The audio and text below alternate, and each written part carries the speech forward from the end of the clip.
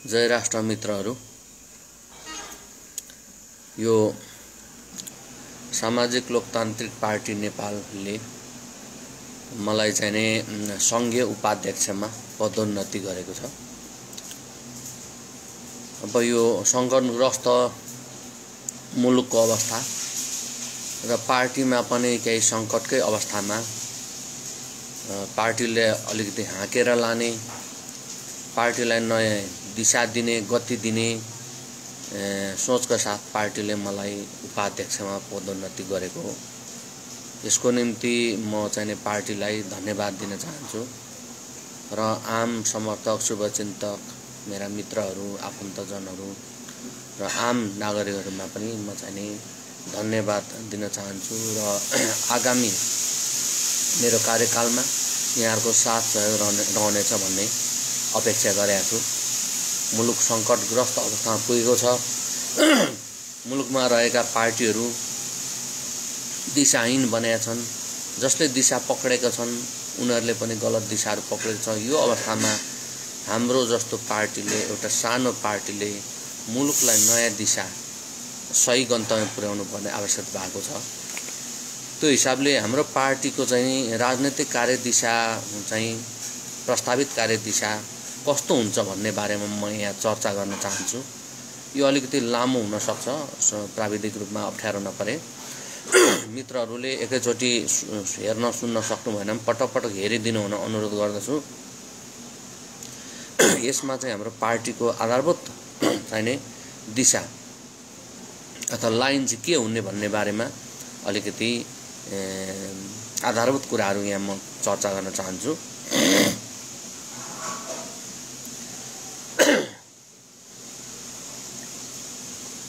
अलिक जाडो मौसम छ मित्रहरू। अब हाम्रो पार्टीको चाहिने मुख्य नारा, हाम्रो पार्टीको मुख्य नारा जसले हाम्रो पार्टीको भाव भूमि, यो पार्टीले के गर्न चाहन्छ, यो पार्टीको के हो त भन्ने मुख्य चाहिने नारा चाहिँ जातीय, क्षेत्रीय तथा लिङ्गीय मुक्तिको निम्ति आदिवासीवादको आलोकमा सर्वजातीयता र बहुल राष्ट्रवाद। फेरि म दोहोर्याउँछु, जातीय, क्षेत्रीय तथा लिङ्गीय मुक्तिको निम्ति आदिवासीवादको आलोकमा सर्वजातीयता र बहुल राष्ट्रवाद। वर्गीय मुक्तिको निम्ति आदिवासीवादको आलोकमा सामाजिक लोकतन्त्र र समुदायवाद। यो चाहिँ हाम्रो मेन मुख्य चाहिँ नारा हो।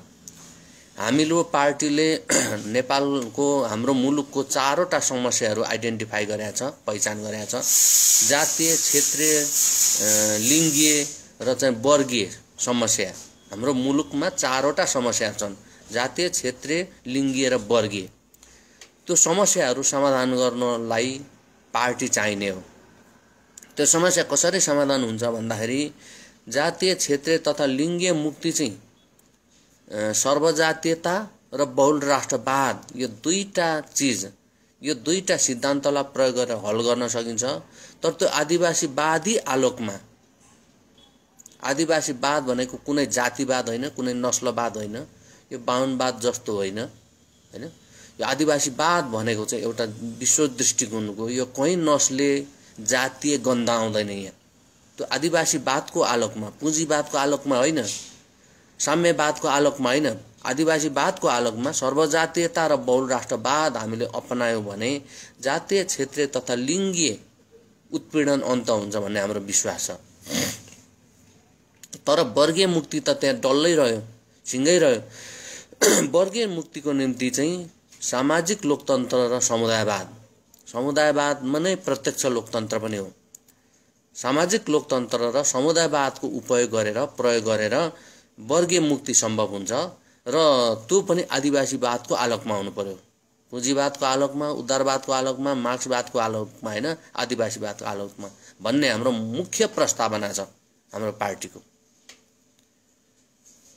यहाँहरूले राजनीतिक विश्लेषण गर्नुभयो भने यसको चाहिने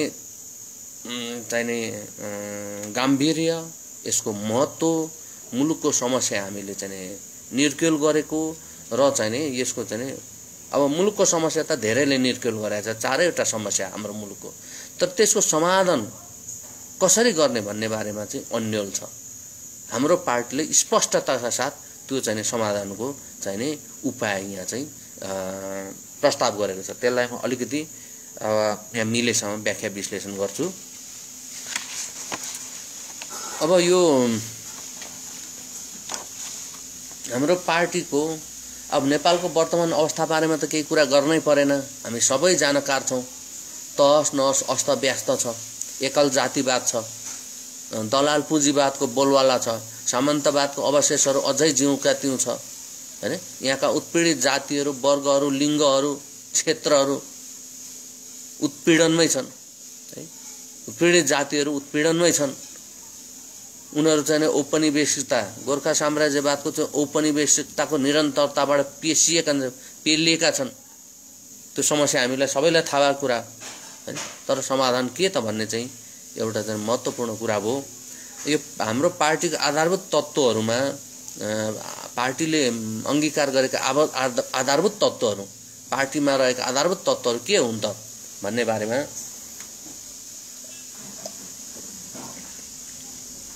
मार्गनिर्देशक सिद्धान्त, हाम्रो पार्टीको मार्गनिर्देशक सिद्धान्त चाहिँ आदिवासीवाद, सर्वजातीयता, बहुल राष्ट्रवाद, सामाजिक लोकतन्त्र र समुदायवाद। यो चाहिँ हाम्रो पार्टीको मार्गनिर्देशक सिद्धान्तहरू 5 वटा: आदिवासीवाद, सर्वजातीयता, बहुल राष्ट्रवाद, सामाजिक लोकतन्त्र र समुदायवाद। यो चाहिँ हाम्रो मार्गनिर्देशक सिद्धान्त भयो, हाम्रो गाइडिङ प्रिन्सिपलहरू। अब राज्यको समस्या अघि भनिहाल्यौँ हामीले, जातीय, वर्गीय, क्षेत्रीय र लिङ्गीय बहिष्करण, यो 4 वटा हाम्रो चाहिँ मुलुकको समस्या भइगयो।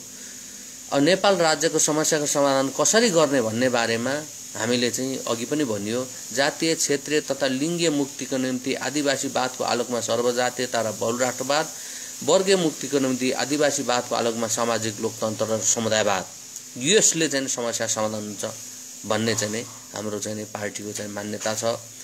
हाम्रो पार्टीको उद्देश्य चाहिँ वर्तमान संविधानलाई राष्ट्रिय क्रान्तिको बलमा पुनर्लेखन गरी जातीय, वर्गीय, क्षेत्रीय, लिङ्गीय समस्याहरू समाधान गर्न, सर्वजातीय, बहुल राष्ट्रिय, समुदायवादी, लोक कल्याणकारी, प्रत्यक्ष लोकतान्त्रिक नेपाल निर्माण गरी शान्ति र न्यायपूर्ण समृद्धिको सुनिश्चितता गर्ने।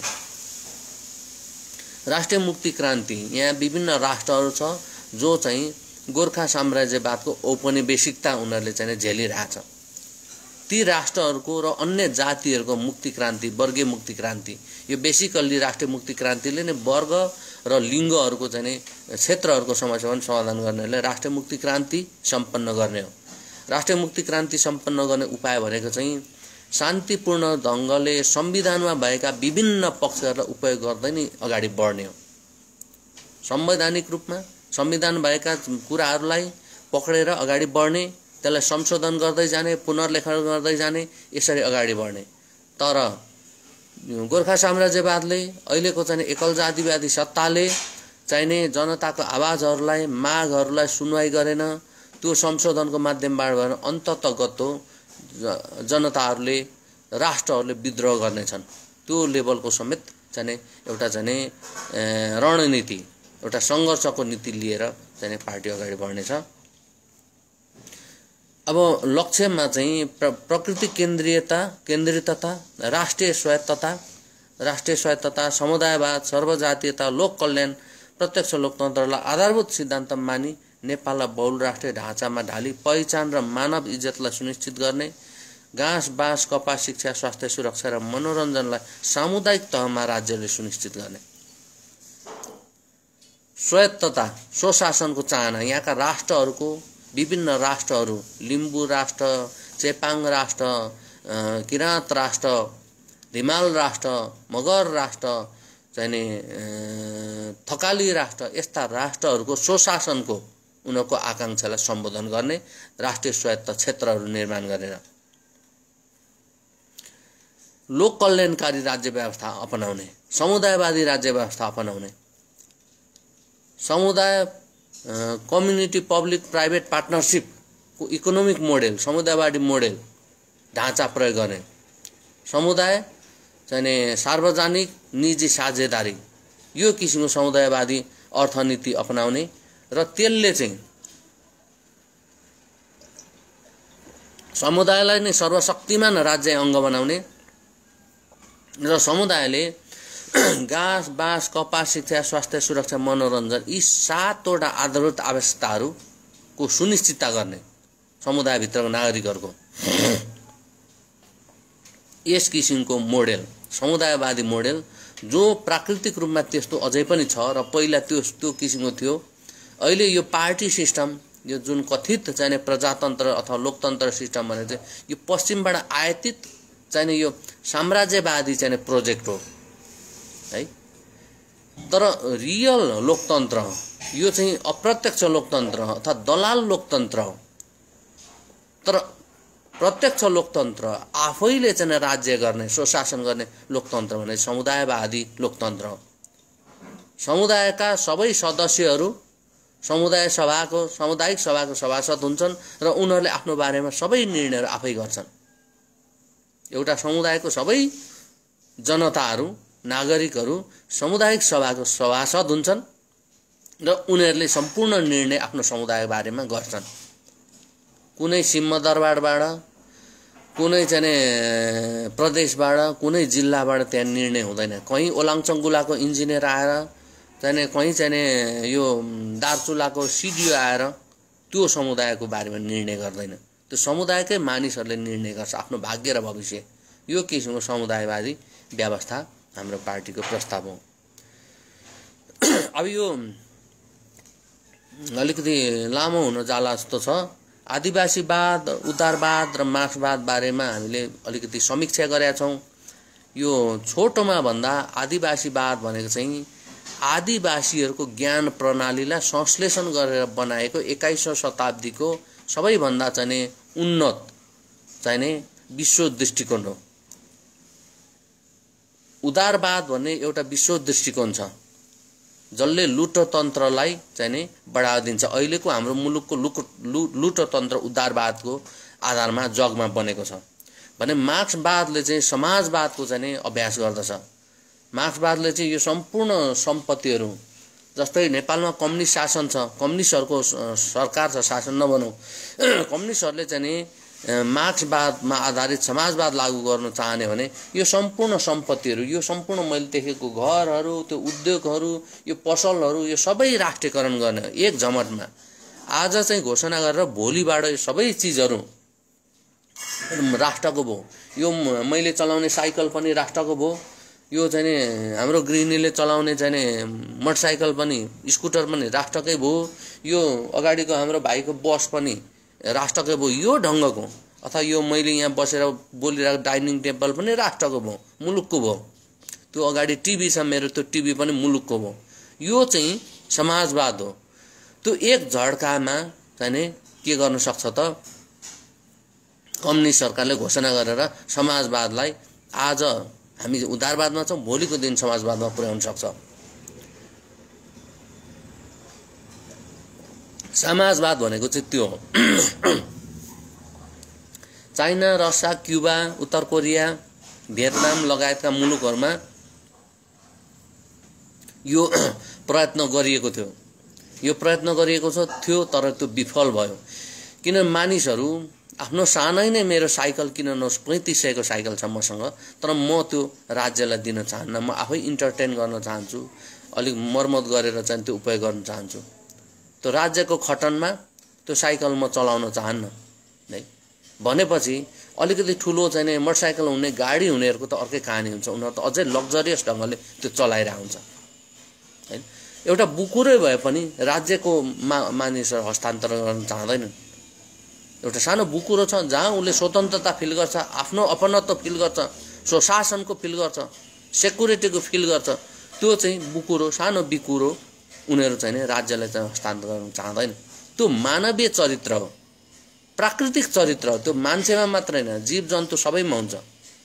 त्यसकारण यो मार्क्सवादी समाजवाद जुन छ प्रस्तावित जति पनि समाजवाद भनेको त्यही हो। त्यो किसिमको समाजवाद चाहिँ मानिसहरूले मन पराएनन्। त्यसो हुनाले हामीले चाहिँ आदिवासीवाद भन्ने एउटा यो चाहिँ आदिवासीको मात्र हैन यो गैर आदिवासीहरूले पनि आदिवासी विश्व दृष्टिकोण निर्माणमा योगदान गरेका छन् र हामी सबै संसारका मानिसहरू कुनै न कुनै चरणमा आदिवासी थियौं म आदिवासी छैन, म चाहिँ आदिवासी रहेन। किन आदिवासी रहेन भने आदिवासीहरू भूमिसँग जोडिन्छन्, आफ्नो भूमि बेच्न चाहँदैनन्। म किन आदिवासी होइन भने मेरो चाहिँ 22 रोपनी जमिन छ पहाडमा।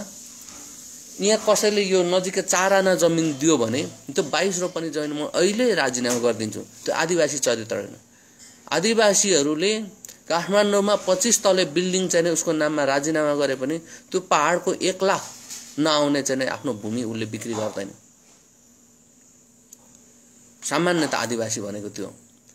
र अर्को चाहिँ आदिवासी भने पहिलोवासी भन्ने पनि कसैले भन्छन्, पहिलो बस्ने। तर पहिलो बस्ने त हामी कोही पनि होइन, सबै अफ्रिकाबाट आएका हौँ भने चाहिँ पहिलोवासी हामी यहाँ चाहिँ कोही पनि हुँदैन। त्यो परिभाषाले पनि म आज आदिवासी हुन सक्दैन। तर आदिवासी भने जीवन चरित्र, अघि मैले भने आफ्नै ढङ्गले स्वायत्त ढङ्गले बस्ने, यो चाहिँ साम्राज्यवादी प्रोजेक्टहरूलाई तिरस्कार गर्ने, यो चाहिँ प्रकृतिलाई विनाश गर्ने संस्कृतिको विपक्षमा हुने, त्यो किसिमको प्राकृतिक जीवनशैली अपनाउनेहरू आदिवासीहरू हुन्। त्यसमा म आफै पनि आदिवासी रहेन, तर आदिवासीवादी रहेँ म। त्यसमा आदिवासीवाद भने चाहिँ आदिवासीहरूको एउटा चाहिँ विचार प्रणालीलाई संश्लेषण गराएर बनाएको 21औं शताब्दीको चाहिँ के हो त, यो चाहिँ नवीनतम चाहिँ दर्शन हो, विश्व दृष्टिकोण हो। त्यसले मात्रै मार्क्सवाद र उदारवादमा रहेका विकारहरूलाई निस्तेज गर्ने। मार्क्सवादले पनि संसार ध्वस्त बनाएको छ भने उदारवादले पनि संसार ध्वस्त बनाएको छ। र आदिवासीवादले चाहिँ अब मार्क्सवाद र यो उदारवाद चाहिँ एन्थ्रोपोसेन्ट्रिक फिलोसोफीहरू हो, मान्छेलाई केन्द्रमा बनाएर केन्द्रमा राखेर बनाएको फिलोसोफी। मैले हिजो मात्रै त्यहाँ देखिरहेको थिएँ, यो ओली सरकारको विरुद्धमा कुकुरलाई बाँधेर उनीहरू चाहिँ दौडाइरहेको थियो। त्यो मार्क्सवादीहरू र उदारवादीहरूले त्यसो गर्छन्, कुकुरलाई बाँधेर उनीहरू चाहिँ दौडाउँछन्, त्यो कुकुरको मानव मर्दन गर्छन्, कुकुर भनेर गाली गर्छन् मानिसहरूलाई, खराब मानिसहरूलाई। तर कुकुर त्यति खराब हुँदैन हैन। र त्यो कुकुरलाई त्यसरी चाहिँ त्यसको मानव मर्दन गर्नु भनेको मार्क्सवादी र उदारवादीहरूको चरित्र हो। तर आदिवासीवादीहरू कुकुरको त्यसरी मानव मर्दन गर्दैन। कुकुरको हैसियत जे हो मेरो पनि हैसियत उही हो भन्ने आदिवासीहरूको चाहिँ आदिवासीवादीहरूको भनाइ हो।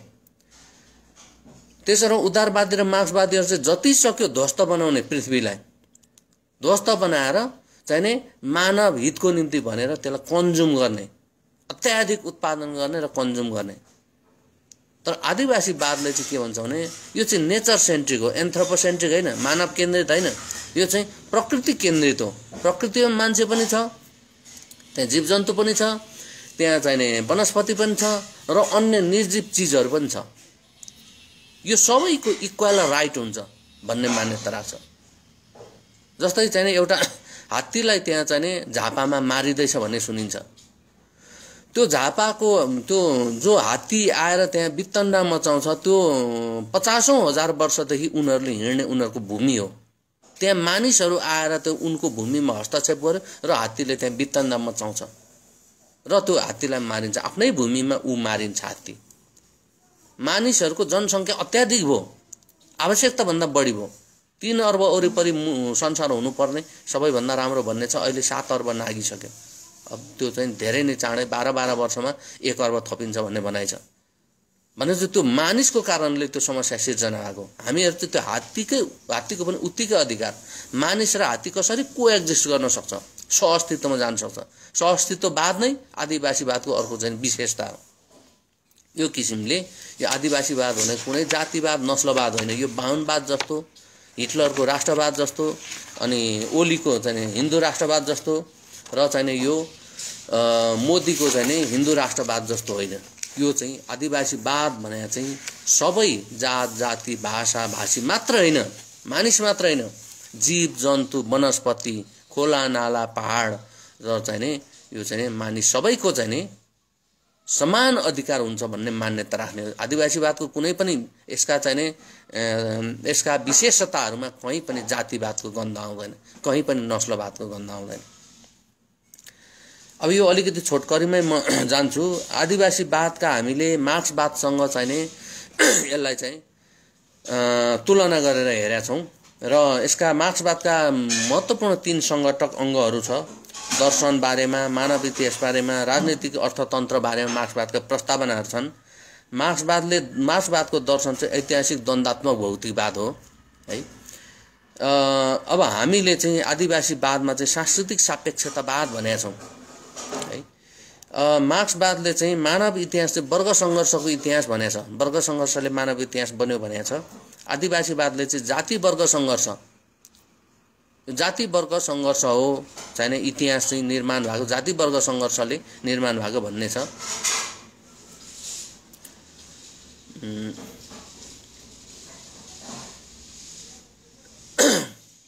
अनि त्यसपछि राजनैतिक अर्थतन्त्रमा चाहिँ मार्क्सवादले चाहिँ वैज्ञानिक समाजवाद प्रस्ताव गरेको छ। हामीले चाहिँ समुदायवाद, सामाजिक लोकतन्त्र मा हामीले प्रस्ताव गरेका छौँ। सामाजिक लोकतन्त्रलाई नै उन्नत बनाउँदै समुदायवादमा चाहिँ नि यो चाहिँ नि अर्थतन्त्र चाहिँ लाने भन्ने हाम्रो प्रस्ताव हो। मित्रहरू, यो अलिकति लामै हुन सक्छ, त्यसकारण डिस्कन्टिन्यू गर्नुभयो भने पछि फेरि यसलाई पार्ट गरेर हेरिदिनु होला। यो हाम्रो पार्टीको अलिकति गम्भीर विषयवस्तुमा अलिकति चर्चा गरिरहेको छु म। सर्टकटमै गर्दा पनि यसको अलिकति लम्बिरहेको छ। र अब अहिलेको उदारवादको त हामीले प्रष्टै बुझेका छौँ, त्यो व्याख्या गर्नु परेन। अहिले चाहिँ मुलुक मात्र होइन, संसारकै धेरै मुलुकहरू यो चाहिँ तहस नहस भएको छ। यो उदारवादले प्रकृति चाहिँ विनिष्ट भएको छ। तर मार्क्सवादको भ्रम, कम्युनिजमको भ्रम, समाजवादको भ्रम नेपालमा छ। त्यहाँ ऐतिहासिक द्वन्द्वात्मक भौतिकवाद भनेको 2 वा 2 भन्दा बढी विषयवस्तुहरूको चाहिँ नि सङ्घर्षमा, टकरावमा चाहिँ नि टकराव हुन्छ, त्यसले चाहिँ नि समाजलाई गति दिन्छ भन्ने यो मार्क्सवादी चाहिँ नि दर्शन हो। सर्टकटमा भन्दा हामीले भन्ने चाहिँ त्यस्तो टकराव होइन, सहअस्तित्वको कुरा। जस्तै हात्ती र मान्छेको सहअस्तित्व त्यो झापामा कायम गर्नुपर्दछ कसरी भन्ने हाम्रो चाहिँ प्रस्ताव हुन्छ। तर मार्क्सवादीहरूको चाहिँ हात्तीलाई सिद्ध्याउनुपर्छ र मान्छे चाहिँ नि त्यहाँ को प्रभुत्व हुनुपर्छ भन्ने, प्रकृतिमाथि जित्ने भन्ने हुन्छ मार्क्सवादीहरूको। हामी चाहिँ प्रकृतिसँग सहअस्तित्व गर्ने है। अब यहाँ चाहिँ नि एक जातिलाई अर्को जातिलाई सिद्ध्याउने भन्ने चाहिँ यहाँ प्रस्तावहरू छ है। यहाँ विभिन्न पार्टीहरूको एक जातिले एक जातिलाई, अर्को जातिले, एक नस्लले अर्को नस्ललाई सिद्ध्याउने भन्ने प्रस्तावहरू छ। तर आदिवासीवादले चाहिँ सहअस्तित्व कायम गर्ने भनेर सांस्कृतिक सापेक्षतावाद भनेकै सहअस्तित्वको सिद्धान्त हो। तर यो संस्कृति चाहिँ सबैभन्दा प्रधान हुन्छ। मान्छेको हकमा संस्कृति चाहिँ सबैभन्दा प्रधान हुन्छ। संस्कृतिकै कारणले मानिसहरू विभिन्न छ। मगर र म चाहिँ नि किराँती, त्यो संस्कृति आधारमा फरक छ। त्यस सांस्कृतिक सापेक्षतामा यो चाहिँ नि सहअस्तित्व कायम गर्नु भनेको सांस्कृतिक सापेक्षतावाद हो। त्यो किसिमको हाम्रो दर्शन, यो मानव दर्शन हो। यो प्रकृति विज्ञानमा पनि यसलाई अलिकति मिलाएर लान सकिन्छ। तर खालि द्वन्द्वात्मक टकराव र अर्कोलाई निषेध गर्ने, सिद्ध्याउने ढङ्गको चाहिँ नि मार्क्सवादी दर्शन हाम्रो होइन। मार्क्सवादले चाहिँ अर्को जस्तै बुर्जा वर्गलाई सिद्ध्याइ नै हाल्ने भन्ने हुन्छ त्यहाँ। तर बुर्जा वर्गको पनि कुनै लेभलको अस्तित्वहरू, सहअस्तित्व त्यहाँ समाजमा हुन्छ, त्यो प्राकृतिक रूपमा आएको छ। मार्क्सवादीहरू चाहिँ हात्तीलाई सिद्ध्याइदिँदै हाल्ने भन्ने हुन्छ, बाँदरलाई सिद्ध्याइदिने भन्ने हुन्छ मार्क्सवादीहरू, कम्युनिस्टहरूको।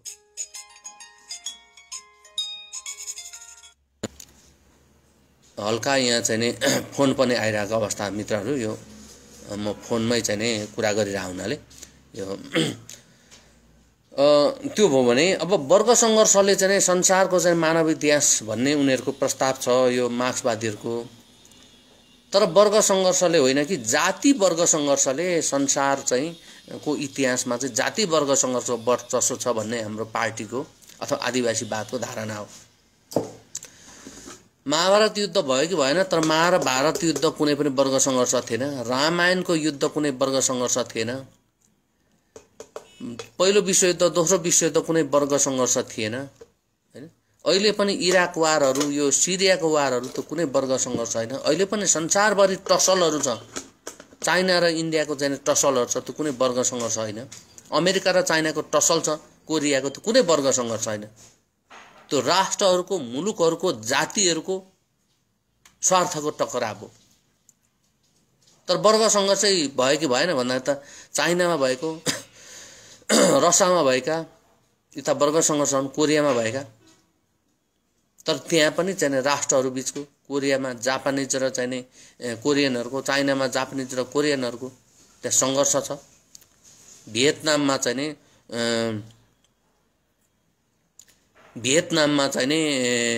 त्यो वर्ग सङ्घर्ष भएको छ, तर त्यहाँ राष्ट्रहरूको पनि सङ्घर्ष छ अमेरिकाको स्वार्थको निम्ति। त्यसो हुनाले वास्तवमा चाहिँ जाति वर्ग सङ्घर्ष नै संसारको चाहिँ प्रधान चाहिँ इतिहास निर्माण गर्ने तत्त्वहरू, तर त्यहाँ वर्ग सङ्घर्षहरू नभएको होइन वर्ग सङ्घर्ष, तर जाति वर्ग सङ्घर्षमै वर्ग सङ्घर्ष छ। तर विशुद्ध वर्ग सङ्घर्ष धनी र गरिबको बीचको टकरावले मात्रै संसारको इतिहास बनाएको छैन। मार्क्सवादको जुन प्रस्तावना छ 3 संगठक अङ्गहरू मध्येमा महत्त्वपूर्ण त्यो पनि हाम्रो चाहिँ त्यहाँ चाहिँ क्रिटिकल हाम्रो चाहिँ के छ त प्रस्ताव छ। अर्को वैज्ञानिक समाजवाद, अघि मैले भनिहालेँ समाजवाद भनेको यो सबै मेरो यो बोल्दै गरेको मोबाइल समेत पनि सरकारको हुने, यो चाहिँ डाइनिङ टेबल पनि सरकारको हुने, यो परको टिभी पनि सरकारको हुने भन्ने हो र सबैको साझा हुने भयो। सुन्दर त सुन्दरै कुरा हो त्यो, किनभने मुलुकमा भएका सम्पूर्ण चिजहरूमा बराबरी हक भन्ने साझा भन्ने चाहिँ नै हो त्यो सुन्दर कुरा हो। अहिलेको भन्दा अहिले जसरी चाहिँ अहिले चाहिँ हामी कहाँ चाहिँ धनीहरू अति धनी छ र गरिबहरू अति गरिब छ, त्यसको अन्त हुन्छ भन्ने त्यो एउटा सुन्दर पक्ष नै हो। तर मैले अघि भनिहालेँ एउटा कुरो भयो भने पनि मानिसहरू त्यसमा स्वतन्त्रता अपनत्व फिल गर्छ, त्यो छ है।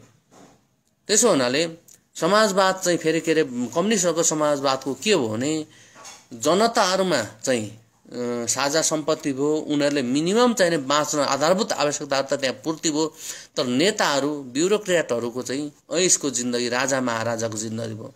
निकोलाई चाउचेस्कुको श्रीमती कि कसको चाहिँ 500 जोर चाहिँ जुत्ता चप्पल थियो अरे, जबकि त्यहाँको जनताहरूको 1 जोर 2 जोर मात्रै थियो होला। यो किसिमको चाहिँ समाजवादको विकृतिहरू जुन समाजवाद चाहिँ रसिया चाइना लगायतका विभिन्न मुलुकहरूमा प्रयोग गरेर पनि त्यो फेल भइसकेको अवस्था भन्छ। हामीले प्रस्ताव गरेको सामाजिक लोकतन्त्र र समुदायवाद भनेको चाहिँ सामाजिक लोकतन्त्रले चाहिँ लोक कल्याणकारी राज्य व्यवस्थाको परिकल्पना गरेछ।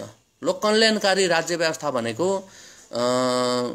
धनीहरूलाई पनि धनी हुन दिने, तर त्यसलाई अलिकति बढी प्रगतिशील कर प्रणाली लाउने, त्यसलाई बढी कर प्रणाली लाउने र त्यो रकमले चाहिँ गरिबहरूलाई चाहिँ अगाडि बढाउने, गरिबहरूको उन्नयन गर्ने, यो किसिमको लोक कल्याणकारी चाहिँ प्रणाली र त्यसलाई अरु अगाडिबाट समुदायवादी प्रणालीमा लाने। समुदायवादी प्रणाली भनेको समुदाय भन्ने निश्चित समुदाय हुन्छ प्राकृतिक रूपमा अथवा त्यहाँको मानिसहरूको चाहिँ इच्छामा उनीहरूको चाहिँ आत्मनिर्णयको अधिकार प्रयोग गर्दै उनीहरूले कत्रो साइजको समुदाय बनाउँछ। त्यो समुदाय भनेको राज्य सत्ताको आधारभूत अङ्ग हुन्छ। हो त्यो समुदायले समुदायभित्रको नागरिकहरूको घाँस बाँस कपास शिक्षा स्वास्थ्य सुरक्षा मनोरञ्जन यो 7वटा आवश्यकताहरू पूर्ति गर्ने सुनिश्चित गर्ने र क्वालिटी गर्ने, इजिली एभाइलेबल गर्ने, क्वालिटी गर्ने, इजिली एभाइलेबल र फ्री भनेको मतलब सधैँ भात मैले फ्री यो समुदायमा खानुपर्छ भन्ने काम गर्नु पर्यो। नागरिकको पनि त्यहाँ दायित्व हुन्छ, नागरिकको कार्य त्यहाँ चाहिँ दायित्व हुन्छ। नागरिकको दायित्व बिना नागरिकले आफ्नो दायित्व वहन नगरिकन त्यो चाहिँ उपलब्ध हुँदैन। तर त्यहाँ चाहिँ वृद्धहरू रहेछ जसको बच्चा-बच्ची रहन्छ सम्पत्ति रहेछ भने त्यो समुदायले दायित्व लिनु पर्यो।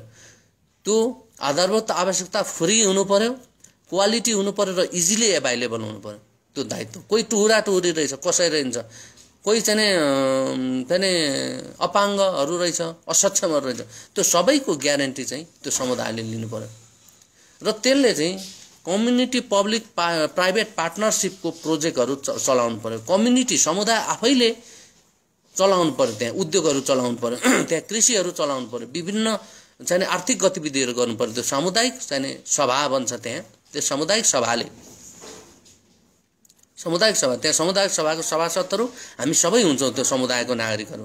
त्यसले प्रत्येक चाहिँ महिना त्यहाँ चाहिँ सभा राखी बैठक बसी निर्णयहरू गर्ने, प्रत्यक्ष निर्णय गर्ने र त्यसले चाहिँ नि आर्थिक गतिविधिहरू सञ्चालन गर्ने सामुदायिक लेभलमा त्यहाँको समुदायका विभिन्न नागरिकहरूले हैन पनि त्यो चाहिँ नि के गर्ने त त्यो चाहिँ नि उद्योग व्यवसाय सबै आर्थिक गतिविधिहरू गर्ने राज्यले पनि त्यहाँ चाहिँ नि आर्थिक गतिविधिहरू गर्ने र निजी क्षेत्रलाई पनि त्यस्ता आर्थिक गतिविधिहरू गर्न चाहिँ नि दिने तर निजी क्षेत्रहरूलाई त्यहाँ आर्थिक गतिविधिहरू गर्दा यसरी नदिने कि उनीहरूले चाहिँ अकुत सम्पत्ति कुम्ल्याएर त्यहाँका मानिसहरूको आधारभूत आवश्यकतै पूर्ति गर्न नसकिने गरी त्यस्तो हुन हुँदैन मुलुकको हकमा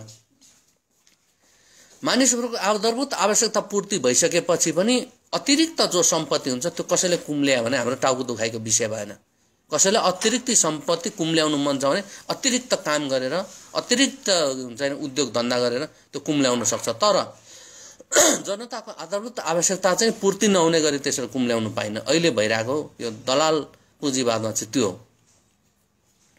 जस्तै जनताको आधारभूत आवश्यकता पूर्ति गरेर पनि बढी सम्पत्ति हुन्छ यो संसारभरि नै त्यो किन बढी हुन्छ भन्दाखेरि जस्तै सुनको पनि मूल्य हुन्छ तर सुनको उपयोगिता त त्यति देखिँदैन हिराको मूल्य हुन्छ भयंकर ठुलो मोनालिसाको तस्बिर चाहिँ नि बिक्रीमा आयो भने त्यो करोडौं बिक्री हुन्छ तर मोनालिसाको तस्बिर मैले यहाँ राखेर मैले के पाउँछु मेरो टेबलमा राखेर केही पनि पाउँदिन तर त्यो पनि मूल्य त्यो पनि सम्पत्ति हो अब यस्ता सम्पत्तिहरू अतिरिक्त सम्पत्तिहरू कसैले कलेक्सन गर्छ राख्छ र धनी हुन्छ भने हामीलाई टेन्सनको विषय भएन तर घाँस बाँस कपास शिक्षा स्वास्थ्य सुरक्षा मनोरञ्जन यी सातवटा आधारभूत आवश्यकता मानिसहरूको पूर्ति चाहिँ सुनिश्चित हुनुपर्छ त्यस पछाडिको अतिरिक्त सम्पत्तिहरू मानिसहरूले चाहिँ नि के गर्न सक्छन् त कलेक्सन गर्न सक्छन् राख्न सक्छन् धनी हुन सक्छन्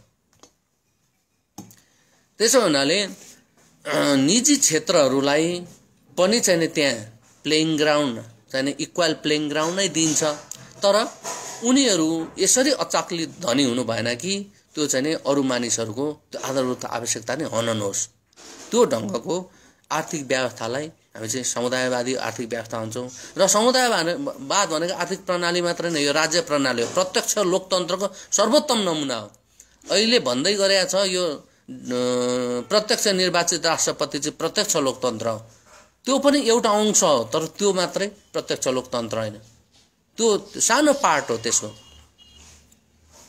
समुदायवाद जुन हामीले भनेको छौं त्यो प्रत्यक्ष लोकतन्त्रको अब्बल नमुना हो समुदायमै सम्पूर्ण अधिकार हुन्छ तपाई म हामी नागरिकहरू राज्य शक्तिको स्रोत चाहिँ हामी हौं राज्य शक्ति चाहिँ हामी नागरिकमा हुन्छ तर नागरिकले एक्लै राज्य शक्ति चाहिँ उपयोग गर्न सक्दैन त्यसकारण एउटा समूह चाहिन्छ त्यो समूहलाई नै हामी समुदाय भन्छौं समुदाय अनिवार्य रूपमा जमिनसँग जोडिया हुन्छ समाज भनेको जमिनसँग नजोडिन सक्दछ हैन हाम्रो चाहिँ चामलिङ समाज बनाउँ भने कोही युके मा हुन्छ कोही अस्ट्रेलियामा हुन्छ कोही हङकङमा हुन्छ कोही खोटाङमा हुन्छ कोही काठमाडौँ हुन्छ चामलिङ समाज भन्छ तर समुदाय बनाउनु पर्यो बुइपा समुदाय बनाउनु पर्यो भने त्यो बुइपा समुदाय भनेको युके मा बन्दैन बुइपा समुदाय भनेको हङकङमा बन्दैन त्यो बुइपामै बन्छ त्यो समुदाय जमिनसँग जोडिन्छ हौ त्यो समुदायमा चाहिँ हामी चाहिँ बुइपाका सबै नागरिकहरूले त्यो आफ्नो चाहिँ राज्य शक्ति चाहिँ त्यहाँ चाहिँ प्रत्यायोजन गर्छौं तर त्यो प्रत्यायोजन गरे पनि बुइपाको नागरिक म भएको हुनाले म स्वत त्यो सामुदायिक सभाको त्यहाँको एक किसिमको संसद जस्तो हुन्छ सामुदायिक सभाको म स्वत चाहिँ सभासद हुन्छु अथवा सांसद हुन्छु र निर्णयमा सहभागी हुन्छु यो किसिमको राज्य व्यवस्था समुदायवाद हो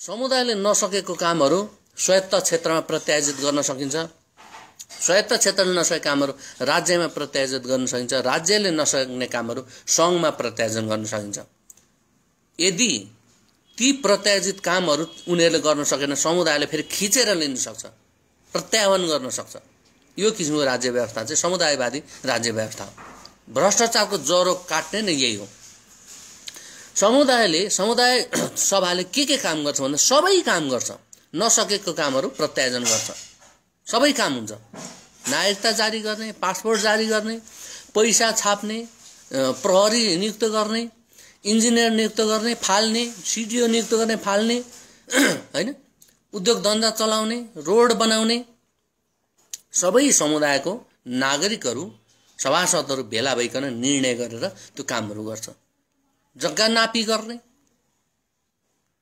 तमाम कामहरू, नागरिकता जारी गर्ने भनिहालेँ मैले, पैसा छाप्ने समेत काम गर्छ समुदायले। त्यो समुदायको निम्ति चाहिने पैसाहरू समुदायले नि छाप्छ। तर अहिलेको जस्तो अहिले सङ्घीय सरकारले पैसा छाप्छ, त्यो पैसा चाहिँ मुखको ग्यारेन्टी हो। मानिसले भन्छ यो सुन चाहिने डिपोजिट गरेर छापेको पैसा भन्छ, त्यस्तो होइन। यो सरकारले मुखैले म ग्यारेन्टी भएँ, ल यो 1000 रुपियाँ हो, 1000 रुपियाँको सामान दिनु, म जिम्मेवारी छु केही पर्यो भने हुन्छ त्यो।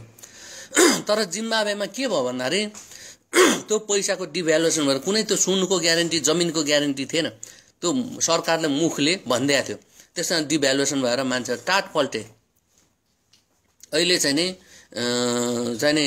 25,000 मा चिनी पाइएको थियो, आज 25,000 रुपियाँमा बिहान भने बेलुका चाहिँ त्यो 50,000 पुगिसक्ने, त्यस्तो भयो। किनभने त्यो मुखको ग्यारेन्टी थियो। तर हाम्रो समुदायले चाहिँ करेन्सी चलाउँदा चाहिँ मुखको ग्यारेन्टी हुँदैन।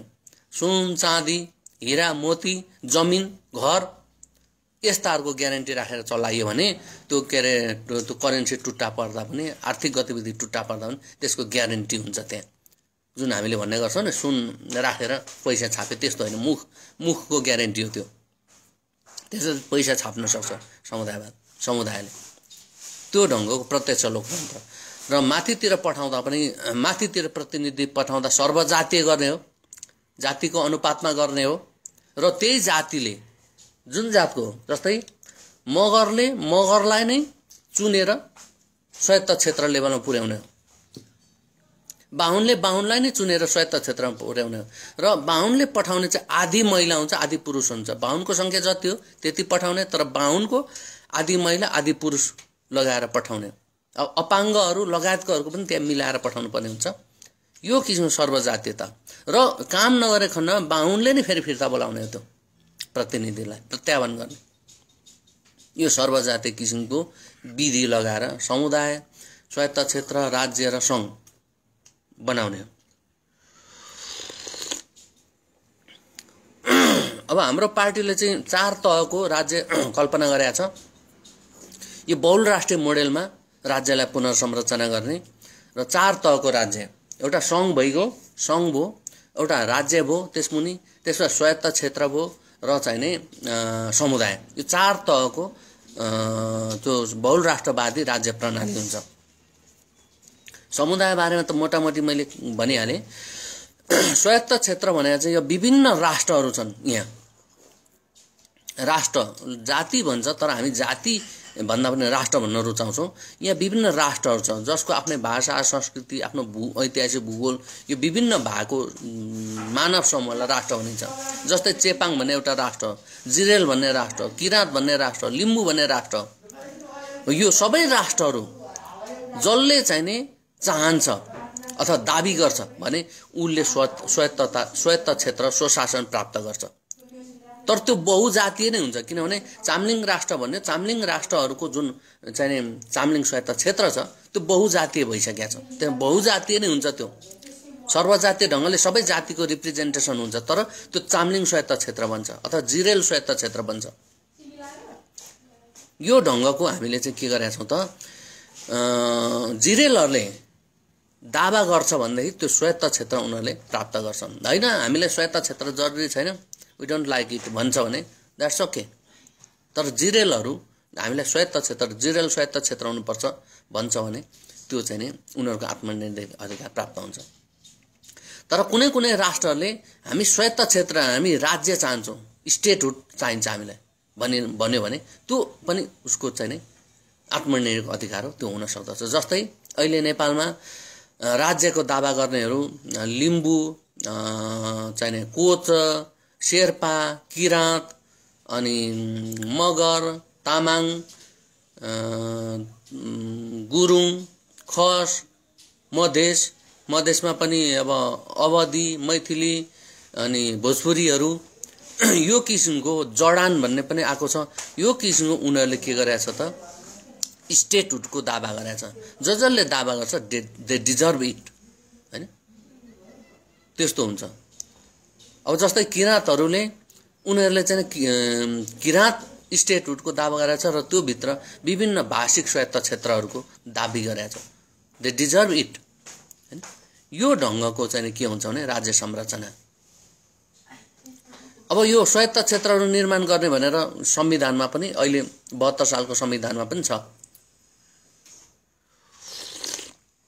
बालनन्द शर्माको अध्यक्षतामा आयोग पनि गठन भएको थियो, तर त्यसले स्वायत्त क्षेत्रहरू निर्माण नगरिकन त्यो चाहिँ विघटित हो र पहिलो संविधान सभाले 22 वटा स्वायत्त क्षेत्रहरू, यो विभिन्न जाति भन्छ उनीहरूले चाहिँ राष्ट्रहरूको पहिचानको आधारमा स्वायत्त क्षेत्रहरू उनीहरूले लिपिबद्ध गरेका थिए, तर त्यो अगाडि बढ्न सकेन। तर यो 72 सालको संविधानमा पनि स्वायत्त क्षेत्रहरू निर्माण गर्ने भन्ने चाहिँ प्रस्ताव छ। त्यसलाई टेकेर नै हाम्रो पार्टीले विभिन्न जसको चाहिँ दावा छ, आकांक्षा छ, जुन जुन राष्ट्रहरूको उनीहरूको स्वायत्त क्षेत्र निर्माण गर्ने कुरा हुन्छ। अब यो भयो। अब हामीले जाति वर्ग संघर्षका कुराहरू गर्यौं। अब यो आदिवासीवादका केही चाहिँ अब पुँजीवादका विकारहरू हामीले भन्न परेन। आदिवासीवादका केही चाहिँ विशेषताहरूमध्ये अघि हामीले 3वटा संगठक अङ्गहरू त भन्यौं। अब अन्य विशेषताहरूमध्ये चाहिँ प्लुरिभर्सालिजम भन्छ। प्लुरिभर्सालिजम भने चाहिँ मार्क्सवाद अनि उदारवाद र चाहिँ धर्महरूले चाहिँ युनिभर्सालिजम मान्छ।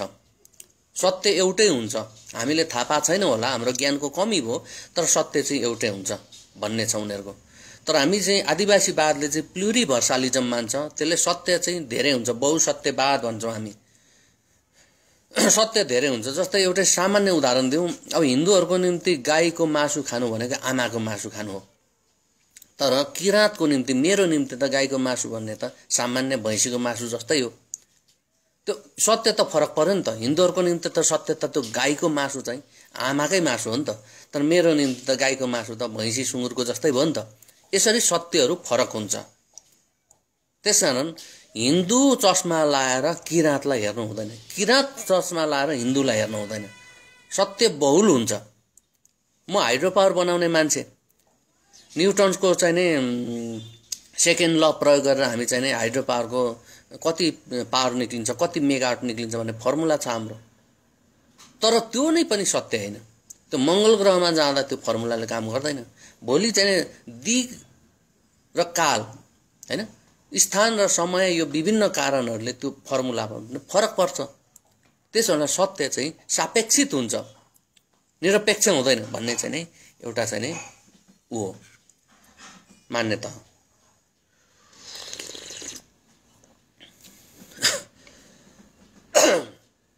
अर्को चाहिँ सामुदायिकता। अब समुदायवादै मानियो भनेपछि सामुदायिकता त हुने कुरा भइगयो, त्यसमा धेरै व्याख्या गर्नु परेन। अर्को चाहिँ स्थानीयकरण, लोकलाइजेसन। अहिले चाहिँ मान्छे ग्लोबलाइजेसन भन्छ, तर ग्लोबलाइजेसनले के गर्यो त? अहिलेको चाहिँ यो कोरोना क्राइसिस पनि हेरौँ। आर्थिक ग्लोबलाइजेसन के गर्यो त भन्दाखेरि दसैँभन्दा अगाडि 7 लाखको ड्यू झड्यो पञ्चर बाटोमा, अनि त्यो बुइपा र त्यो बसेरीको मानिसहरूले 7 लाखको ड्यू 15 दिनमा चेट बनाए। ग्लोबलाइजेसन असर। हाम्रो त्यहाँको मोहीहरू, त्यहाँको छनुवा जाँडहरू विस्थापित भयो है। अब के भयो त? अब त्यसरी चाहिँ ड्यू आयो, 7 लाखको ड्यू 15 दिनमा बुइपा र विजय खर्क 2टा गाविस पहिलाकोले चेट बनायो भनेपछि ग्लोबलाइजेसन असरहरू। पश्चिमका चाहिँ विकृत विचारहरू आएर हामीलाई कोलोनाइज बनाएछ हाम्रो माइन्डलाई। ज्ञानको स्रोत चाहिँ गाउँमा छ। यहाँ सुदन किराँतीले भन्दै हुनुहुन्थ्यो उसको विश्वविद्यालय गाउँ हो, गाउँमै चाहिँ ज्ञानको भण्डार छ हुन्थ्यो। हाम्रो भोगी चामलिङ सर पनि विशेष त गाउँतिर फोकस गर्नुभएको छ। गाउँमा ज्ञानको भण्डार छ, मुन्दुमहरू छ। जस्तै हामी यहाँ चाहिँ राई हो कि होइन भनेर विवाद यहाँ गरेका छौँ, सहरमा गरेका छौँ। गाउँमा गएर 80-85 वर्ष 90 वर्षको बुढाबुढीहरू अझै हुन्छ। यहाँ मेरो फुपू ससुरा यहाँ भर्खर यहीँ हुनुहुन्छ। राई के हो त भनेर सोध्यो भने दुधको दुध पानीको पानी उहाँहरूले बताउनुहुन्छ। हामी यहाँ चाहिँ पौठे जोडी खेल्छौँ दिमागमा लाएर। उहाँहरू त भोगेको मान्छे हो नि त, उहाँहरू जिमी भएको मान्छे हो, राई भएको मान्छे हो र केही पनि नभएको मान्छे पनि हो नि त। उहाँहरू त भोगेको, देखेको आफ्नै जीवनमा भनेपछि उहाँहरूलाई सोध्नुपर्छ।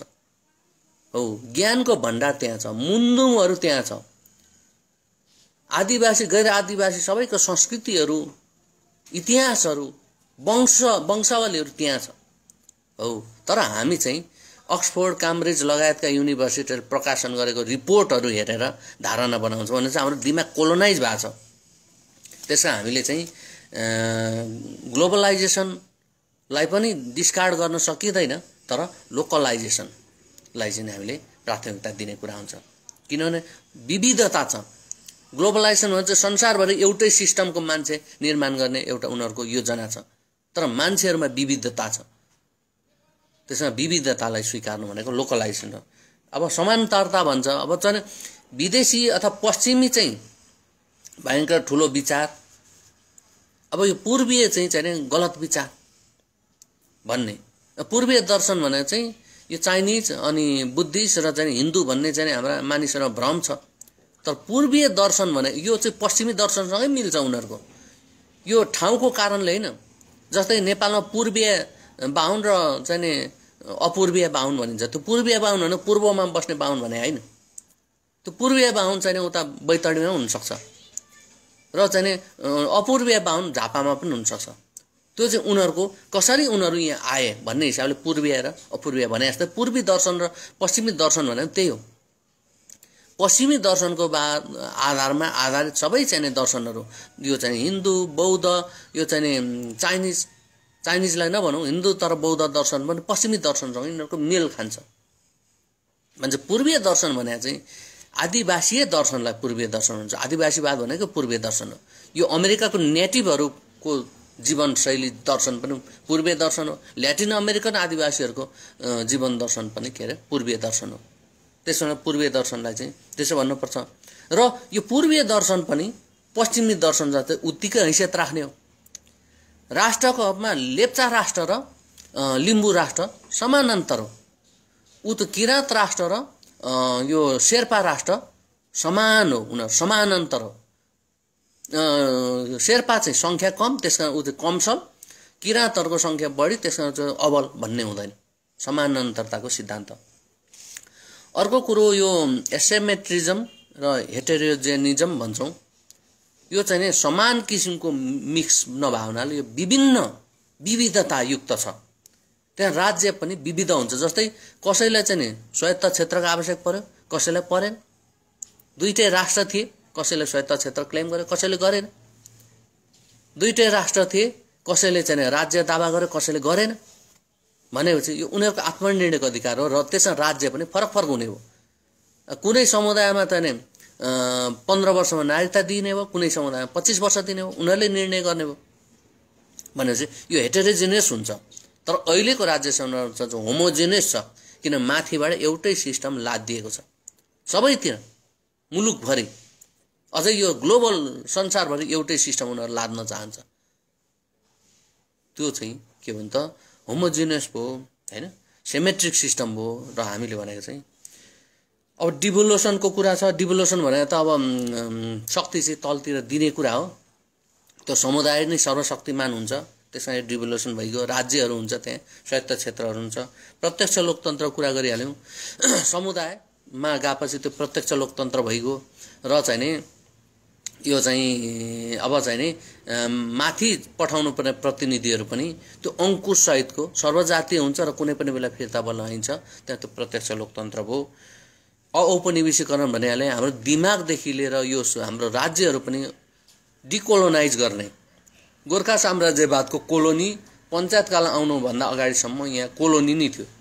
अहिले त्यो कोलोनीलाई हटाइयो। राजा महेन्द्रले गोर्खा साम्राज्यवादी मोडेलको राज्यलाई उसले चाहिँ एउटा कन्ट्री र मुलुक देशको मोडेलमा ल्यायो। तर त्यो गोर्खा कोलोनीको अवशेषहरू अझै छ। विभिन्न राष्ट्रहरूमाथि उत्पीडन कायम छ। त्यसलाई पनि डिकोलोनाइज गर्ने। अन्तर्राष्ट्रिय रूपमा भनेको बाह्य कोलोनियल फ्याक्टरहरूलाई पनि चाहिँ हटाउने र मानसिक रूपमा हामी चाहिँ यो अन्य विचारहरू, हिन्दू चाहिँ विचारहरू चाहिँ लादिएको छ राज्यमा, त्यो सबै विचारहरूबाट डिकोलोनाइज गर्ने कुरा भयो। अपश्चिमीकरणको कुरा भनिहाल्यो।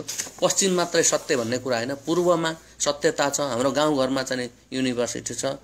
सहमतीयता, आदिवासी मोडेल भनेको सहमतीयता नै हो।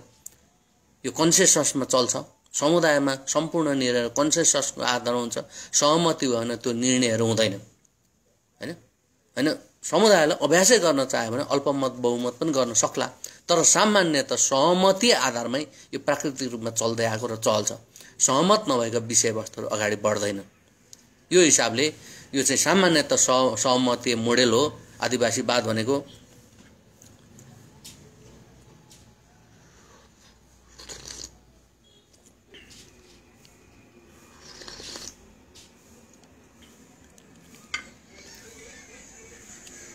अब सर्वजातीयता भनिहाल्यो, आफ्नो जातिको प्रतिनिधित्व आफैले चुन्ने, महिलाले महिलालाई, पुरुषले पुरुषलाई र जनसङ्ख्या अनुसार आफ्नो जनसङ्ख्या अनुसार प्रतिनिधित्व गर्ने। बहुल राष्ट्रवादको पनि हामीले सामान्यतः राज्य संरचनाको कुरा गरेरौँ। बहुल राष्ट्रिय मुलुकमा चाहिँ बहुल राष्ट्र छ, विभिन्न राष्ट्र छ। राष्ट्र भनेको चाहिँ मान्छेको समूह हो जसको ऐतिहासिक भूगोल हुन्छ र देश भनेको चाहिँ एउटा भूगोल मात्रै हो। नेपाल भनेको चाहिँ देश हो, कन्ट्री हो, मुलुक हो। तर यो महेन्द्रले चाहिँ त्यसलाई राष्ट्र भन्ने, नेपाली भन्ने एउटा जाति भन्ने उसले विकास गर्न कोसिस गर्यो। नेपाली भन्ने राष्ट्र भन्ने विकास गर्न कोसिस गर्यो, तर त्यो हुँदैन। यहाँ विभिन्न राष्ट्रहरू छ, उनीहरूको ऐतिहासिक भूगोलहरू छ, उनीहरूको ऐतिहासिक चाहिँ उनीहरूको चाहिँ आफ्नै चाहिँ जीवन पद्धति छ, भाषा छ। त्यसो हुनाले यो चाहिँ विभिन्न राष्ट्रहरू, मानव समूहहरू मिलेर बनेको एउटा मुलुक हो। त्यसकारण यो बहुल राष्ट्रिय मोडेलमा राज्यलाई पुनर्संरचना गर्ने कुरा हुन्छ। अब राज्य 4 तहको हुन्छ भन्ने कुरा गरिहाल्यौँ हामीले हैन। यहाँ यसो टिपोट गरेको थिएँ मैले, अब यहाँ देखिँदैन होला। अब यो बहुल राष्ट्रिय भएको हुनाले हाम्रो चाहिँ नि के हुन्छ भन्दाखेरि राष्ट्रको प्रतिनिधित्व राष्ट्रपतिले गर्छ, त्यसमा बहुल राष्ट्रपति पनि हुन्छ। जस्तै यहाँ शासकीय स्वरूपमा राज्य संरचना त 4 तहको भइगयो। शासकीय स्वरूपमा चाहिँ यहाँ तह, समुदाय तहमा चाहिँ व्यवस्थापिका चाहिँ सामुदायिक सभा हुन्छ। कार्यपालिकामा चाहिँ प्रमुख मेयर हुन्छ। न्यायपालिकामा सामुदायिक न्यायालय हुन्छ। राष्ट्रिय स्वायत्त क्षेत्रमा चाहिँ राष्ट्रिय सभा हुन्छ। अनि चाहिँ नि राष्ट्रपति हुन्छ र राष्ट्रिय न्यायालय हुन्छ। यहाँ माथि मात्रै राष्ट्रपति हुँदैन, यो चाहिँ नि राष्ट्रिय स्वायत्त क्षेत्रमा पनि त्यहाँको लागि पनि राष्ट्रपति हुन्छ, त्यो राष्ट्रको राष्ट्रपति। किनभने विद्यादेवी भण्डारी त्यो हिन्दूहरूको राष्ट्रपति हो, किनभने ऊ लोसारमा चाहिँ ऊ जाँदैन, लोसारमा बोलाइयो ऊ जाँदैन, किन हिन्दूहरूकोमा मात्रै जान्छ। त्यो हिन्दूको राष्ट्रपति, लोसारको राष्ट्रपति त लोसारको निम्ति त अब तमुहरूको त राष्ट्रपति चाहियो नि त। अब तमुको राष्ट्रपति फेरि त्यो के अरे यो तामाङको चाहिँ लोसारमा नजाला, त्यहाँ पनि फेरि चाहिँ राष्ट्रपति चाहियो। त्यसकारण यो राष्ट्रपति हुन्छ विभिन्न तहमा। अब एकल राष्ट्रिय राज्यहरू चाहिँ एकल राष्ट्रिय, अब स्वायत्त क्षेत्र चाहिँ बहुजातीय हुन्छ, एकल राष्ट्रिय बहुजातीय हुन्छ। तर राज्यहरू चाहिँ एकल राष्ट्रिय अथवा बहुल राष्ट्रिय हुन सक्दछन्। यो बारेमा चाहिँ यो अलिक कन्फ्युजन हुन्छ होला यहाँहरूलाई, त्यो डिटेलमा अब उनीहरूलाई नि इन्ट्रेस्ट हुने साथीहरूसँग मात्रै यसले डिटेलमा छलफल गर्न सकिन्छ। म सामान्य बताउँछु मात्रै। एकल राष्ट्रिय राज्यमा चाहिँ व्यवस्थामा चाहिँ राष्ट्रिय राज्य सभा हुन्छ, त्यहाँ चाहिँ राष्ट्रपति हुन्छ र राष्ट्रिय न्यायालय हुन्छ। अब भौगोलिक मिश्रित र बहुल राष्ट्रिय राज्य, यो अब एकल राष्ट्रिय राज्य भयो एउटा, जस्तै लिम्बूको मात्रै राज्य बनाइयो भने त्यो एकल राष्ट्रिय हुन्छ। तर धिमाल, त्यहाँ चाहिँ आठपहरिया, त्यहाँ चाहिँ कोच, त्यहाँ चाहिँ सिङसाहरू पनि मिलाउने हो भने त्यो बहुल राष्ट्रिय राज्य बन्छ है। त्यसकारण बहुल राष्ट्रिय राज्य अथवा कुनै कुनै भौगोलिक राज्य पनि बन्न सक्दछ हैन, कुनै चाहिँ मिश्रित किसिमको राज्य पनि बन्न सक्दछ। हो त्यस्तो किसिमको राज्य हो भने त्यहाँ चाहिँ व्यवस्थापिका चाहिँ राज्य सभा बन्छ, त्यहाँ चाहिँ राष्ट्रपति हुँदैन, अब मुख्यमन्त्री हुन्छ। किनभने राष्ट्रहरूको प्रतिनिधित्व गर्न त्यहाँ स्वायत्त क्षेत्रहरू बन्छ, त्यहीँ राष्ट्रपति भइसकेको हुन्छ। एकल राष्ट्रिय राज्यभित्र त्यहाँ स्वायत्त क्षेत्रहरू हुँदैनन्। तर यो भौगोलिक मिश्रित बहुल राष्ट्रिय राज्यभित्र चाहिँ स्वायत्त क्षेत्रहरू हुन्छन्। स्वायत्त क्षेत्रमै सम्बन्धित राष्ट्रको राष्ट्रपति हुनेले यहाँ चाहिँ मुख्यमन्त्री हुन्छ र यो राज्य न्यायालय हुन्छ। अब सङ्घमा चाहिँ सङ्घीय सभा हुन्छ र प्रधानमन्त्री हुन्छ र सङ्घीय न्यायालय हुन्छ। अब यो कार्यकारीहरू हो, यो कार्यपालिका। अब यो सङ्घमा यो मुलुककै रूपमा एउटा राष्ट्रपति, सङ्घीय राष्ट्रपति पनि व्यवस्थापन गर्न सकिन्छ। यो किसिमको भयो। अब यो सबै चाहिँ यो प्रत्यक्ष लोकतन्त्रको हिसाबले निर्वाचित हुन्छन् सर्वजातीय ढङ्गले। यहाँ अलिकति व्याख्या विश्लेषणहरू छ। अब यो क्लस्टरहरू विशेषतः नेपालको 6वटा क्लस्टरहरू र अरू जातिहरूको पनि क्लस्टरहरू निर्माण गरिन्छ। 6वटा क्लस्टरमा आदिवासी, खस, मधेसी, आर्य, दलित, मुसलमान, यो 6वटा क्लस्टर चाहिँ मेजर क्लस्टरहरू हुन्, उनीहरूको जनसङ्ख्या अनुपातमा हुन्छ। र अन्य क्लस्टरहरू अन्य चाहिँ पनि गर्न सकिन्छ। अब धर्म संस्कृति बारेमा हामी धर्मनिरपेक्ष हौँ। हामी पार्टीले धर्मनिरपेक्षतालाई चाहिँ गर्छ, सम्वर्धन गर्छ र सांस्कृतिक रूपमा चाहिँ सांस्कृतिक उन्नयनको पक्षमा चाहिँ काम गर्छ। हाम्रो पार्टीले विभिन्न राष्ट्रहरूको विभिन्न जातिहरूको संस्कृतिको उन्नयनको वकालत गर्दछ भने धर्म चाहिँ निरपेक्ष हुन्छ। भाषिक नीतिमा चाहिँ हाम्रो पार्टीले अङ्ग्रेजीलाई साझा भाषा, यो खस भाषा अथवा पर्वतीय भाषालाई चाहिँ सम्पर्क भाषा र सम्बन्धित राष्ट्रहरूको भाषालाई चाहिँ राष्ट्रभाषा को रूपमा मान्छ। अङ्ग्रेजीलाई किन हामीले साझा भाषा भन्यौँ भने गगन थापाको चाहिँ मातृभाषा हो यो पर्वतीय भाषा। मेरो त मातृभाषा होइन, त्यसमा मेरो यो बोलाइमा पनि थुप्रै चाहिँ अडभङ्गोपन देखिन्छ। प्रष्टसँग म बोल्न सकिरहेको छैन, कतिपय एक्सप्रेसन गर्न सकिरहेको छैन। यो भाषालाई प्रयोग गरेर गगन थापा र मैले भाषण गर्ने हो भने त के हुन्छ त? गगन थापाले त मलाई उछिनिहाल्छ, मैले भ्याउँदिनँ। तर गगन थापाले फेरि मेरो चाम्लिङ भाषामा गऱ्यो भने त चाम्लिङ भाषामा त उसले त सक्दैन, मलाई सक्दैन। त्यसो भन्नाले उसको मातृभाषामा त्यहाँ कुरा गरियो भने म पछि पर्ने, मेरो मातृभाषामा कुरा गर्ने ऊ पछि पर्ने। त्यसो हामीलाई साझा भाषा चाहियो, बराबर इक्वि डिस्टेन्सको। भन्छ अङ्ग्रेजी त उसको पनि दोस्रो भाषा, मेरो पनि दोस्रो भाषा भनेपछि यो चाहिँ हाम्रो साझा भाषा हुन्छ। साझा भाषा भनेको चाहिँ लोकसेवाहरू, अब लोकसेवा त राख्नुहुन्न, हामी त सबै अस्थायी कर्मचारी, कुनै पनि थाहै हुँदैन, कुनै पनि बेला हायर एन्ड फायर हुन्छ सरकारी कर्मचारीहरू। तर कथन र लोकसेवा भयो भने लोकसेवामा चाहिँ साझा भाषामा कम्पिटिसन गर्ने हो। यो चाहिँ नि उसले चाहिँ आफ्नो मातृभाषामा गर्ने, मैले चाहिँ दोस्रो भाषा, पर्वतीय भाषामा, खस भाषा पनि मेरो दोस्रो भाषा, मैले चाहिँ दोस्रो भाषामा गर्ने भने चाहिँ म त ड्याङ खाइहाल्छु। त्यसमा साझा भाषा हामीले चाहिँ गर्छौँ। त्यस्तो सम्पर्क भाषा कुनै पनि तहले गएको यो 40-50 वर्षमा यो कुनै पनि हिसाबले यो एउटा पर्वतीय भाषा चाहिँ सम्पर्क भाषा बनाएको छ। यसलाई पनि अब रिकगनाइज गर्ने ऐतिहासिक कारणले यस्तो भयो। अब 7 सालतिर त यो 30% मान्छेले पनि बोल्दैन थियो भाषा है, तर अब अहिले आउँदा त झन्डै 60-70%ले बोल्ने भाषा बनियो। त्यसैले यसलाई सम्पर्क भाषाको मान्यता, अब ऐतिहासिक दुःखद कारण जे भए पनि सम्पर्क भाषा मान्यता दिने। अनि सम्बन्धित राष्ट्रहरूको राष्ट्रभाषा हुने नै हो भाषिक नीति। अब सकियो। अब यो राष्ट्रिय मुक्ति क्रान्तिको कार्यदिशा के त भन्दाखेरि अब यो उसलाई नै संविधानमा भएका विषयवस्तुहरूलाई टेकेर अगाडि बढ्ने, संविधान संशोधन गर्ने, पुनर्लेखन गर्ने, यसरी नै अगाडि बढ्ने हाम्रो सोच यो अनुसारले जान्छ भन्ने सोच छ है। यो अनुसारले हामी चाहिँ सम्भव छ भन्ने सोच छ। हामी निर्वाचनहरूलाई पनि उपयोग गर्दै जान्छौँ हैन, त्यो अनुसार पनि हामीले मान्यता स्थापित गर्दै जान्छौँ। समुदायवाद हामीले कुनै पनि ओडा जित्यो भने त्यहाँ समुदायवाद हामी अभ्यासै गर्छौँ है। र अहिले स्वायत्त क्षेत्रको बारेमा हामी माग गर्छौँ, सङ्घर्ष गर्छौँ। समुदायवाद चाहिँ हामीले कुनै पनि ओडामा जित्यो भने त्यो ओडामा समुदायवादको अभ्यासै सुरु गरिदिन्छौँ। हामीले त्यो अभ्यास गर्नलाई कसैले रोकटोक गर्दैन, तर हामीले जित्न पर्यो, त्यो हुन्छ। बाँकी चाहिँ हामीले विभिन्न राष्ट्रिय जातीय मोर्चाहरू चाहिँ निर्माण गर्छौँ। उनीहरूको चाहिँ राष्ट्रिय मुक्तिको उनीहरूले चाहिँ एजेन्डाहरू अगाडि बढाउँछ र संवैधानिक रूपमै चाहिँ त्यो चाहिँ नि संविधानमा भएकै प्रावधानलाई टेकेर पनि स्वायत्त क्षेत्र निर्माण गर्ने कोसिस गर्छौँ। र अन्य यो चाहिँ नि आर्थिक राजनैतिक प्रणालीहरू बारेमा पनि हामीले संविधानलाई संशोधन गर्ने, पुनर्लेखन गर्ने गरी हाम्रो माग हुन्छ र शान्तिपूर्ण हुन्छ। तर यो चाहिँ नि राज्य सत्ताले चाहिँ पेल्ने साम्राज्यवादी चाहिँ नि र यो दलाल पुँजीवादी व्यवस्थालाई कायम गर्ने, यो चाहिँ नि अहिलेको दलाल प्रतिनिधित्व, यो चाहिँ नि लोकतन्त्र होइन, यो लुटतन्त्र हो र हाम्रो प्रतिनिधिहरू दलाल हुन्। अहिले चाहिँ त्यो दलाल व्यवस्थालाई कायमै गर्ने उनीहरूले चाहिँ नि हरकत गर्यो भने हामीहरूले चाहिँ त्यस अवस्थामा हामीले चाहिँ अलिकति सशक्त किसिमको सङ्घर्षहरू गर्नुपर्ने हुन सक्दछ।